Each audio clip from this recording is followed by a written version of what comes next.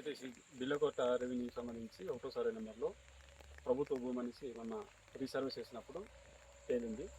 ఇప్పటి వరకు రెవెన్యూ సిబ్బంది, రెవెన్యూ అధికారులు ఎందుకు దాన్ని పరిగణలోకి తీసుకురాలేదు, ఎందుకు దానికి విచారణ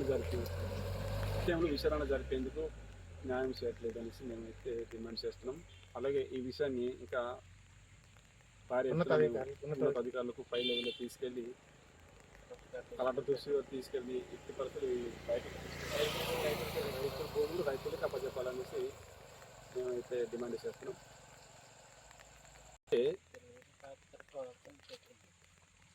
ఇదే రెవెన్యూలో ఇదే రెవెన్యూ గ్రామంలో 1వ సర్వే నెంబర్లో సుమారు మొన్న రీసర్వే చేసేటప్పుడు ఈ వేద సైట్లో సుమారు 15 ఎకరాలు 16 ఎకరాలు ప్రభుత్వ భూమి తేలింది. దాన్ని మండల సర్వేయర్లు కావచ్చు, మండల రెవెన్యూ అధికారి అమరావు గారు కావచ్చు, అలాగే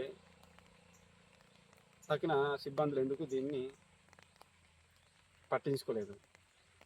మరలా ఇంకోటి ఏంటంటే జిల్లా సర్వేయర్ని తీసుకొచ్చి విచారణ జరిపించి దీన్ని వెలుగులోకి తీసుకొస్తాము, మాట్లాడదాం, చర్చించుకుందాం అనేసి అనుకున్నారు మండల సర్వేయర్లు కూడా. మరి ఇంతవరకు ఎందుకు పట్టించుకోలేదు? ఇంతవరకు మళ్ళీ జిల్లా సర్వేయర్లు కావచ్చు, మండల సర్వేయర్లు కావచ్చు, ఇంతవరకు ఎందుకు జాప్యం చేస్తున్నారు?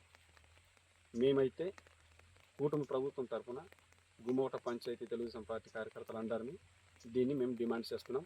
ఎట్టి పరిస్థితుల్లో ఇది రైతులకు న్యాయం జరిగే వరకు ఈ పోరాటం అయితే ఆపం. ఖచ్చితంగా పై అధికారులకు పై లెవెల్లో మేము తీసుకెళ్ళి దీన్ని దృష్టిలో పెడతాం. రైతులకు న్యాయం జరిగే వరకు మేము మా పోరాటం మేము కొనసాగిస్తాము.